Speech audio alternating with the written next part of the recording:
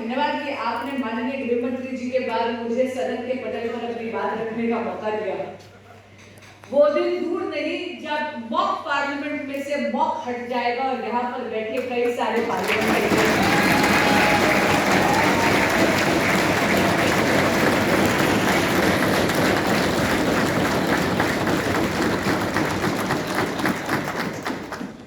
सबसे पहले तो मैं बहुत बहुत अभिनंदन करती हूँ भारतीय जनता पार्टी के युवा मोर्चा का, आदरणीय प्रदेश अध्यक्ष युवा मोर्चा सागर त्यागी जी का, उनकी पूरी टीम का।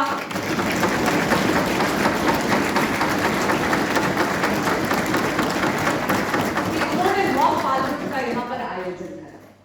मैं खास अभिनंदन करती हूँ छात्रों का जो यहाँ पर, जो भारतीय जनता पार्टी युवा मोर्चा का अंग नहीं है लेकिन डीयू के छात्र हैं और समय निकालकर आए हैं इस वाद विवाद प्रतियोगिता में भाग लेने का, उनका खास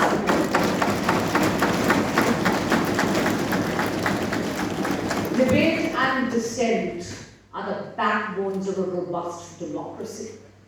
और यहाँ पर मैं कहना चाहूंगी कि वो बच्चे जो आज इमरजेंसी की मुखालफत कर रहे हैं वो बहुत ज्यादा जरूरी है, लेकिन वो बच्चे जो इमरजेंसी के पक्ष में बोल रहे हैं मेरी संवेदना है आपके साथ है, बहुत जटिल कार्य किया है आपने।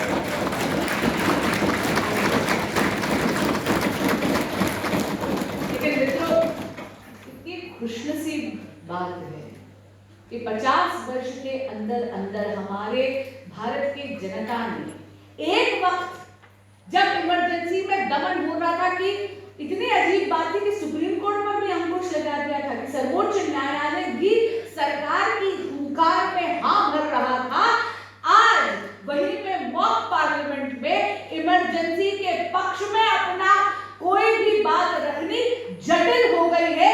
ये इस देश के लोकतंत्र की मिसाल है।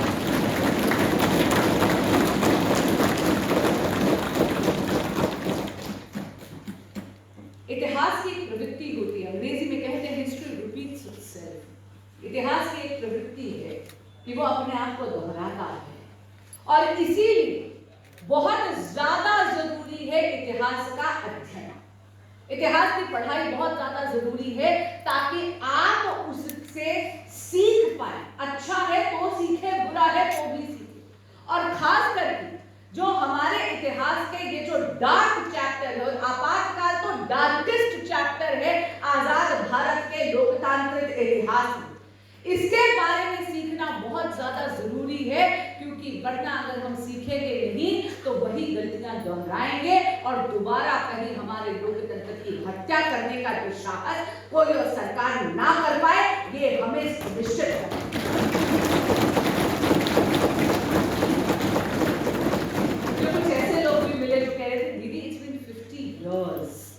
I said yes, it's been 50 years, लेकिन वो जख्म अभी भी खड़े हैं।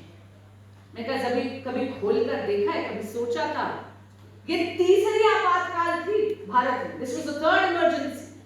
चलिए, पहली दो तो आपने तब लगाई जबकि वॉर हो रही थी, 1962 में लगाई जब इंडो चाइना वॉर हो रही थी, 1971 में लगाई जब भारत पाकिस्तान का युद्ध हो रहा था। लेकिन शांति के समय ये पहला आपातकाल, और ये क्यों लगा? केवल और केवल एक व्यक्ति विशेष और एक राजनीतिक दल की राजनीतिक हपस्या के लिए, पावर की हपस्या के लिए। आप सब इतिहास से बहुत अच्छे से अवगत हैं, लेकिन आप ये देखिए कि श्रीमती गांधी का तो ग्राफ बहुत ऊंचा था भाई, 1971 का वॉर को जीत कर आए। तो फिर ऐसी क्या मजबूरी थी कि अपना चुनाव लड़ने के लिए उन्होंने सरकारी मशीनरी का दुरुपयोग करा। इलाहाबाद हाईकोर्ट को मैं नतमस्तक होकर प्रणाम करती हूँ। मैं तो खुद एक वकील हूँ। यहाँ पे कितने बच्चे जो लॉ स्टूडेंट्स हैं? आप काफी सारे बच्चे, बहुत अच्छी बात। आप सब जानते हैं कि इलाहाबाद हाईकोर्ट का वर्डिक्ट आया था जहां पर बोल दिया गया था कि उन्होंने करप्ट प्रैक्टिसेस का इस्तेमाल करा था। उन्होंने अपना चुनाव जीतने के लिए मॉडल कोड ऑफ कॉन्डक्ट को वायलेट करते हुए सरकारी मशीनरी का दुरुपयोग करा और केवल, और उनको 6 साल के लिए आप जानते हैं कि उनकी मेंबरशिप पे रोक कैंसिलेशन हुई, उनको बोल दिया गया कि आप चुनाव नहीं लड़ सकती। और तब उन्होंने सबसे पहले दमन करा हमारी न्याय प्रणाली का। सुप्रीम कोर्ट को पर अंकुश लगाकर सुप्रीम कोर्ट को ही बेड़ियों में बांध दिया। सुप्रीम कोर्ट ने क्या जवाब दिया कि आप ठीक है प्राइम मिनिस्टर बनी रहेंगी, लेकिन आप वोट नहीं कर सकती हैं पार्लियामेंट में। कभी ऐसा भी संसद का सदस्य देखा है जो वोट ही नहीं कर सके पार्लियामेंट में? और उसके बाद जब उन्होंने आपातकाल की घोषणा करी तो रातों रात अखबारों की बिजली काट दी है। हम सब जानते हैं, हम सबने वो तस्वीर देखी इंडियन एक्सप्रेस का वो ब्लैंक एडिटोरियल, वो अपने आप में आने वाली नस्लों के लिए एक मिसाल है। यही नहीं, एक नहीं, दो नहीं, बल्कि 5-5 अमेंडमेंट्स करे, कॉन्स्टिट्यूशन बदल कर ही रख दिया, संविधान का गला घोट के रख दिया, उसका स्वरूप बदल के रख दिया। Amendment 38, the courts they were barred from questioning the president's decision to declare emergency. Amendment 39 excluded the election of the prime minister, the speaker of the Lok Sabha from judicial scrutiny itself.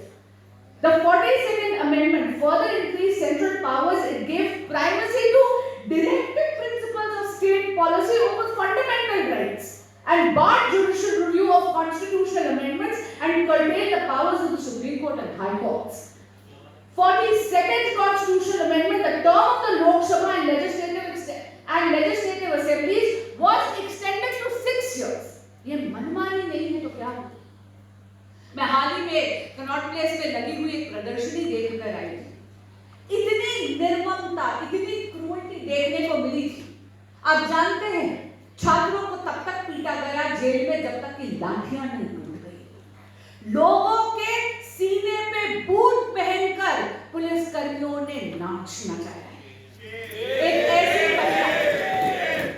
एक ऐसी महिला जो labour pain में थी, प्रसव पीड़ा के दौरान उसे लोहे की बेड़ियों में जकड़कर बांध दिया। लेकिन ये जो पब्लिक है ना, ये सब जानती है, और ये है आपकी एक वोट की चोट, एक वोट की ताकत। इंदिरा गांधी ने तो चुनाव मार्च में इसलिए करवाए थे क्योंकि उनको लग रहा था कि विपक्ष को संगठित होने का समय नहीं मिलेगा। लिटिल बिट चीजों की वो रायबरेली से खुद का भी इलेक्शन हार जाएंगे। और उसके बाद पहली बार इस देश में एक गैर कांग्रेसी सरकार है। मुझे बहुत अचंभा होता है कि जब मैं सदन में होती हूँ तो उन्हीं के वंशज एक लाल कलर का पॉकेट कॉन्स्टिट्यूशन झलकाते हैं। कभी जहमत करके उसको खोलकर शायद 2 पन्ने पलट कर पढ़ भी लीजिएगा, वो नहीं करेंगे। मैं उनसे पूछना चाहती हूँ, आज जब कहते हैं इमरजेंसी लाइक सिचुएशन, बहुत प्रचलित उनका एक फ्रेज हो गया, मैं पूछना चाहती हूँ, लाइक बोल रहे हैं, अरे इमरजेंसी लगाने वाले तो आप ही थे। एक तरफ वो कांग्रेस पार्टी है जो कहती है Indira is India and India is Indira, और दूसरी तरफ है आदरणीय प्रधानमंत्री श्री नरेंद्र मोदी जो अपने आप को इस देश का प्रधान सेवक कहते हैं। एक तरफ वो कांग्रेस पार्टी जिसने 4th पिलर ऑफ डेमोक्रेसी यानी मीडिया का ही दमन कर दिया था, मीडिया का ही दमन कर दिया। रातों रात बड़े बड़े पत्रकार, बड़े बड़े लीडर, चाहे वो अटल बिहारी वाजपेयी हो, जॉर्ज फर्नांडिस हो, अरुण जेटली हो, एके अडवाणी हो, विनोदा भावे हो, सबको जेल में बंद कर दिया 21 महीने के लिए। और दूसरी तरफ है आदरणीय प्रधानमंत्री श्री नरेंद्र मोदी जो संविधान को उठाकर अपने माथे से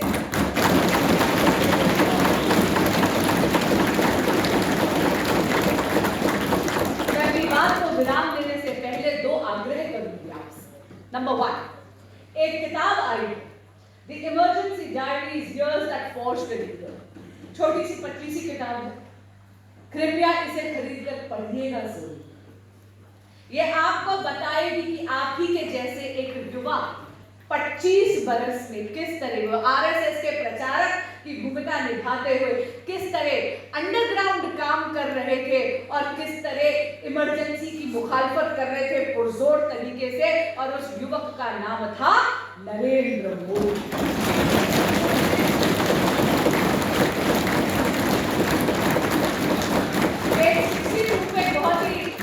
बहुत ही मजेदार बात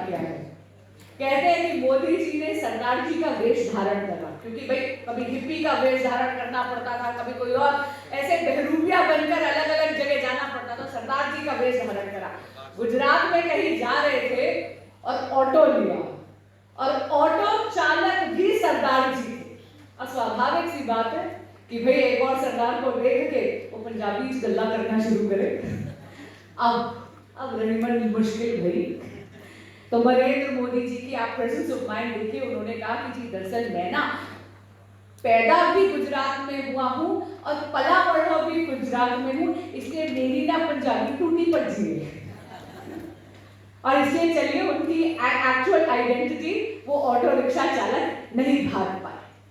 लेकिन इस किताब पर 4 लाइनें आपके समक्ष जरूर रखना चाहूंगी। This is on page 102, 4 lines.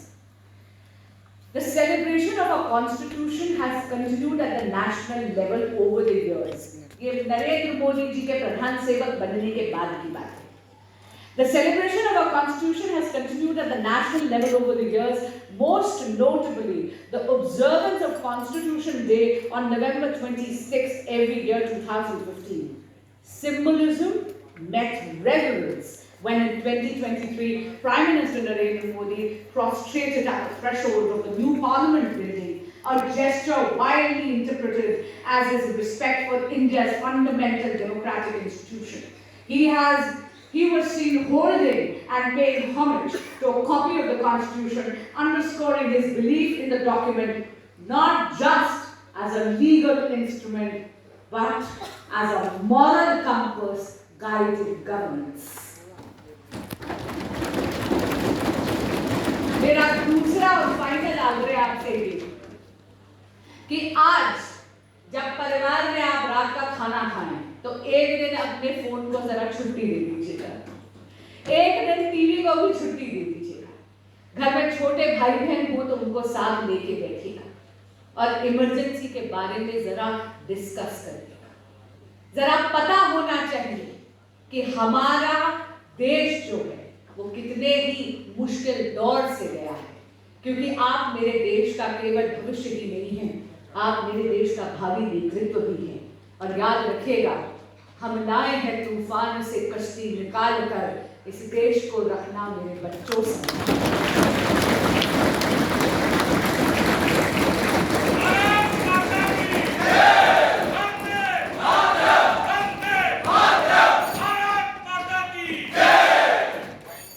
मेरा डायलॉग है अध्यक्ष जी, बस आधा सेकंड और। मुझे यहाँ आकर बहुत खुशी हुई, इतनी रोबस्ट डिस्कशन देखकर और ज्यादा खुशी हुई। आप इसी तरह आगे करते रहें, आपका मॉक पार्लियामेंट बहुत सक्सेसफुल हो, यही मेरी मंगल कामना है। भारत माता की